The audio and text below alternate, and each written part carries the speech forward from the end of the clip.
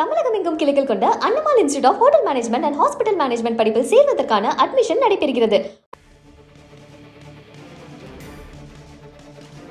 விமான விபத்து குறித்த முழுமையான விவரங்கள் விரைவில் வெளியிடப்படும் என்று ரஞ்சித் ஜெய்ஸ்வால் அறிவிப்பு வெளியிட்டிருக்கிறார். விபத்தின் முழு விவரங்கள் வெளியிடப்படும் என்று ரஞ்சித் ஜெய்ஸ்வால் அறிவித்திருக்கிறார். விபத்தில் உயிரிழந்தவர்களின் குடும்பங்களுக்கு ஆழ்ந்த இரங்கல்கள் என்று தாவேக தலைவர் விஜய் தன்னுடைய எக்ஸ் தளத்தில் பதிவிட்டிருக்கிறார்.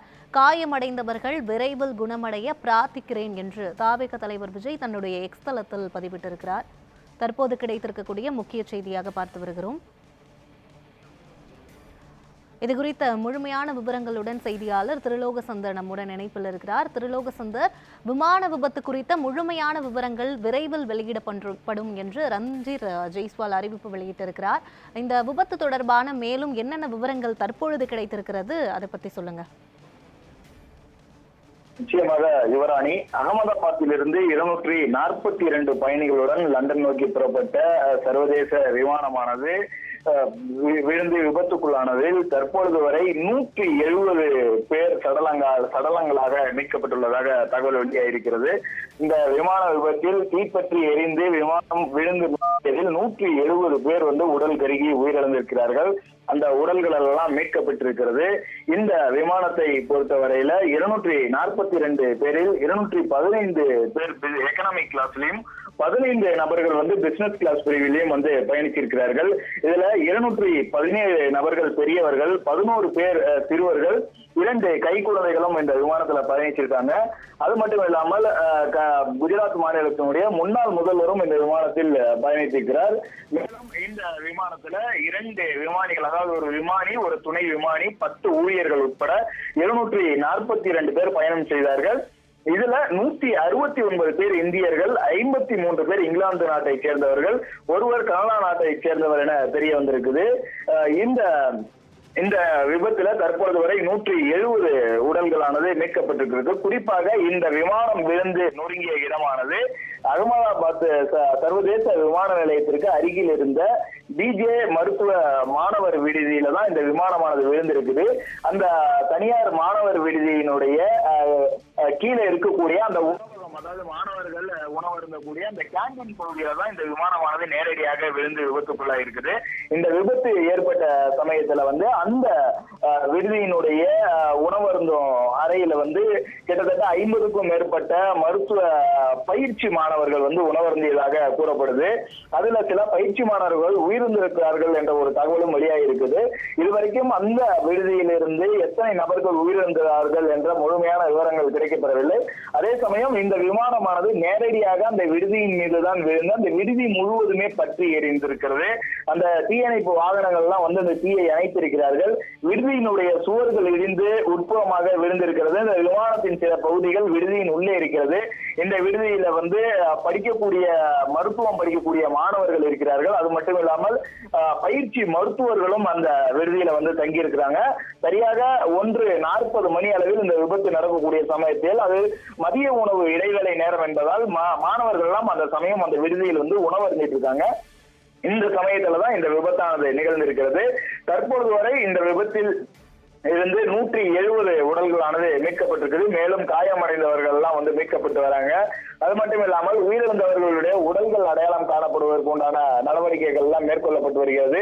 இந்த விபத்து தொடர்பாக இங்கிலாந்து, போர்ச்சுகல் உள்ளிட்ட நாட்டினுடைய பிரதமர்கள், கனடா நாட்டு பிரதமர்கள் எல்லாம் தன்னுடைய இரங்கலை தெரிவித்திருக்கிறார்கள். மேலும் அவர்கள் நாட்டினுடைய பயணிகளை அடையாளம் காண்பதற்கு உண்டான நடவடிக்கைகள் எல்லாம் இந்திய விமானத்துறை அதிகாரிகளுடன் சேர்ந்து ஆலோசனை நடத்தி அந்த நடவடிக்கைகள் எல்லாம் மேற்கொண்டு வருகிறார்கள். அது மட்டும் இல்லாமல் முக்கிய தலைவர்கள், அதாவது உள்துறை அமைச்சர் அமித்ஷா உள்ளிட்டோரெல்லாம் இந்த விபத்து நடந்த இடத்திற்கு வர இருக்கிறார்கள். அது மட்டும் இல்லாமல் விமான போக்குவரத்து துறை அமைச்சரும் இந்த பகுதிக்கு வர இருக்கிறார்கள். இது இல்லாமல் சில வீடியோக்கள் எல்லாம் தற்பொழுது வெளியாகி வருகிறது. குறிப்பாக இந்த விமானம் விபத்து நடப்பதற்கு முன்னதாக இருக்கக்கூடிய வீடியோக்கள் வெளியாகி இருக்கிறது. அந்த அடிப்படையில ஏற்கனவே விமான போக்குவரத்து துறையின் சார்பில் தெரிவிக்கக்கூடிய தகவலின் அடிப்படையில் விமானம் புறப்பட்ட சிறிது நேரத்தில் அவசர கால அழைப்பு வந்ததாகவும் திரும்பவும் விமான பயணியை தொடர்பு கொள்ள முயற்சிக்கும் பொழுது அனைத்து வகையான தொடர்புகளும் துண்டிக்கப்பட்டதாகவும் துண்டிக்கப்பட்ட சிறிது நேரத்தில் விமான விபத்துக்குள்ளாயிருப்பதாக தகவல்கள் தெரிவித்திருந்தார்கள். இந்த நிலையில் இந்த விமானத்தில் பயணித்த விமானிகள் வெளியிட்ட வீடியோக்கள் விபத்து நடப்பதற்கு சிறிது நேரத்துக்கு முன்பு நடந்த வீடியோக்கள் என்று சில வீடியோக்கள் வெளியாகிறது. அந்த வீடியோக்களில் பார்க்கும் பொழுது இந்த விமானம் என்பது பல்வேறு தொழில்நுட்ப வசதிகள் கொண்ட விமானம் என்பதால் கிட்டத்தட்ட அகமதாபாத்திலிருந்து புறப்பட்டு லண்டன் வரை செல்லக்கூடிய விமானம் 11 மணி நேரம் பயணிக்கக்கூடிய கால நேரத்தை கொண்ட விமானம் என்பதால் இதற்குள் உள்ளே பயணிக்கக்கூடிய விமானிகள் தனக்கு தேவையான பாடல்கள் படங்களை பார்ப்பதற்குண்டான வீடியோ ஸ்கிரீன் எல்லாம் தனித்தனியாக ஒவ்வொரு பயணிக்கும் வழங்கப்பட்டிருக்கும். அப்படி வழங்கப்பட்ட அந்த டிஸ்பிளேக்களில் அங்கு பயணிக்கக்கூடிய பயணிகள் அங்க இருக்கக்கூடிய அந்த டிஸ்பிளேக்களை பயன்படுத்த பார்க்கும்போது அனைத்து தொடர்புகளும் துண்டிக்கப்பட்டு எதுவும் செயல்பாடு இல்லாத வகையில் இருந்ததாக ஒரு வீடியோக்கள் எல்லாம் வெளியாகி இருக்கிறது. ஆகவே விமான விபத்து ஏற்படுவதற்கு முன்னதாகவே அங்க இருக்கக்கூடிய தொடர்புகள் எல்லாம் துண்டிக்கப்பட்டிருப்பது இதன் மூலம் தெரிய வந்திருக்கிறது. அது மட்டும் இல்லாமல் இந்த விமானத்தில் குஜராத் மாநிலத்தினுடைய முன்னாள் முதல்வர் விஜய் ரூபானி பயணித்திருக்கிறார் என்ற தகவல் கிடைத்திருக்கிறது. அவருக்கு இறுதியாக அந்த விமானத்தில் பயணிக்கும் பொழுது அந்த விமானத்தில் பயணித்த பெண் ஒருவர் அவருடன் அவர் பின்னால் அமர்ந்திருப்பது போன்ற ஒரு புகைப்படத்தை எடுத்திருக்கிறார். அந்த புகைப்படமும் தற்போது வெளியாகி இருக்கிறது. அது மட்டும் இல்லாமல் ராஜ்யசபா உறுப்பினர் முன்னாள் முதல்வர் விஜய் ரூபானி உயிரிழந்து விட்டதாகவும் அதற்கு தன்னுடைய இரங்கலை தெரிவித்துக் கொள்வதாகவும் தனது எக்ஸ் தளத்தில் பதிவிட்டிருந்தார். இந்த நிலையில் சிறிது நேரத்திற்கு பின்பு அவருடைய பதிவை அவர் நீக்கி இருக்கிறார். இந்த சம்பவம் தொடர்பாக பல்வேறு தரப்பிலும் முன்னாள் முதல்வர் விஜய் ரூபானி உயிரிழந்து விட்டார் என்ற ஒரு தகவலானது வெளியாகி வருகிறது. அதே சமயத்தில் விஜய் ரூபானியினுடைய வீட்டில் அவருடைய உறவினர்கள் எல்லாம் தொடர்ந்து கடவுளை வழிபட்டு வருகிறார்கள். கண்ணீர் மல்க கடவுளிடம் முறையிட்டு வழிபட்டு வருகிறார்கள். இவருக்கு எந்த பாதிப்பும் ஏற்பட்டு இருக்க கூடாது என்று ஒரு வழிபாடு நடத்தி வருகிறார்கள். ஆனால் அதே சமயம் இங்கிருந்து 170 உடல்கள் கருகிய நிலையில் மீட்கப்பட்டிருக்கிறது. அந்த மீட்கப்பட்ட உடல்கள் எல்லாம் யார் என இதுவரை அடையாளம் காண முடியவில்லை. காரணம் அனைத்து உடல்களும் மிகவும் தீயில் கருகியவாறு இருக்கிறது. அதனால் அதை அடையாளம் காண்பதில் மிகப்பெரிய சிக்கல் நீடிக்கிறது.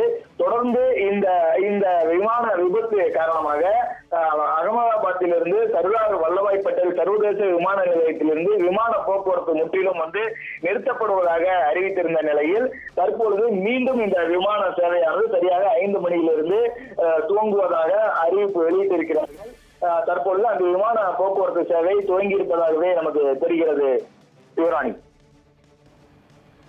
திருலோகசந்தர், இந்த விமான விபத்து எப்படி நேர்ந்தது? தொழில்நுட்ப கோளாறு காரணமாக ஏற்பட்டதா, இல்லை ஏதேனும் பறவை மோதி இந்த விமான விபத்து ஏற்பட்டதா, இல்லை ஏதாவது அந்நிய நாட்டு சதியால் இந்த விபத்து ஏற்பட்டிருக்கிறதா?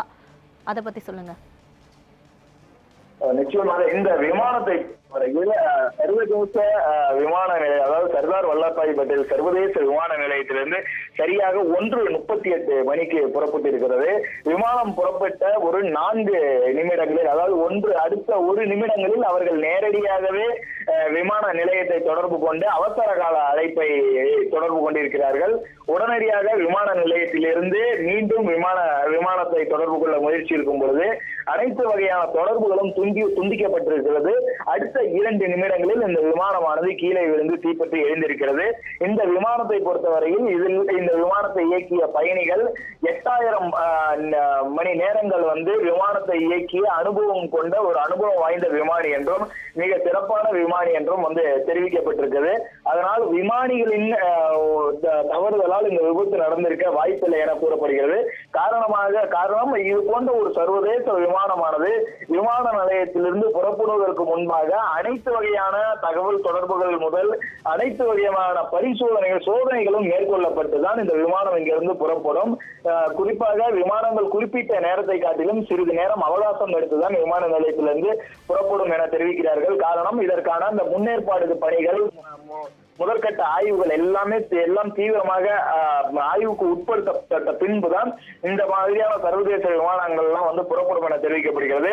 அது மட்டும் இல்லாமல் இந்த போயிங் விமானமானது 11 ஆண்டுகளான ஒரு விமானம் என்பதும் இந்த ரக விமானங்கள் இதுவரை பயணிகள் விமானம் விபத்தை சந்தித்ததே கிடையாது என ஒரு தகவல்கள் தெரிவிக்கிறார்கள். ஆக இந்த விமானத்தை பொறுத்தவரையில் பயணிகள் மீதும் குற்றச்சாட்டு முன்வைக்கப்படவில்லை. அதே சமயம் விமானத்தினுடைய குறைபாடுகள் குறித்தும் இதுவரை தெரியப்படுத்தவில்லை. ஆனால் இது தொழில்நுட்ப கோளாறு காரணமாக தான் இந்த விபத்து ஏற்பட்டிருக்கலாம் என சந்தேகிக்கப்படுகிறது. அதற்கான விசாரணைகள் எல்லாம் தற்பொழுது முடக்கிவிடப்பட்டிருக்கிறது. காரணம், விமானம் புறப்பட்ட சிறிது நேரத்திலேயே விமான விபத்தை சந்தித்திருக்கிறது. சரியாக 1:38 மணிக்கு புறப்படக்கூடிய விமானமானது இரவு 11 மணி அளவில் லண்டனை சென்றடையும். இத்தனை மணி நேரம் பயணிக்கக்கூடிய விமானமானது ஒரு குறிப்பிட்ட தூரம் பயணித்த பின்பு ஒரு விபத்தை சந்தித்திருந்தால் அங்கு விமானியோட தவறோ இல்ல வேறு ஏதேனும் ஒரு சதிகளோ ஏதாவது நடந்திருக்கலாம் என கூறப்படலாம். ஆனால் விமானம் புறப்பட்ட அடுத்த 2 நிமிடங்களில் அது விபத்தை சந்திக்கும் பொழுது வேறு ஏதேனும் தொழில்நுட்ப கோளாறு ஏற்பட்டிருக்கலாம் என சந்தேகிக்கப்படுகிறது. அதற்கான விசாரணைகள் எல்லாம் தற்பொழுது துவங்கி இருக்கிறது. யுவராணி, விவரங்களுக்கு நன்றி திரு லோகசந்தர்.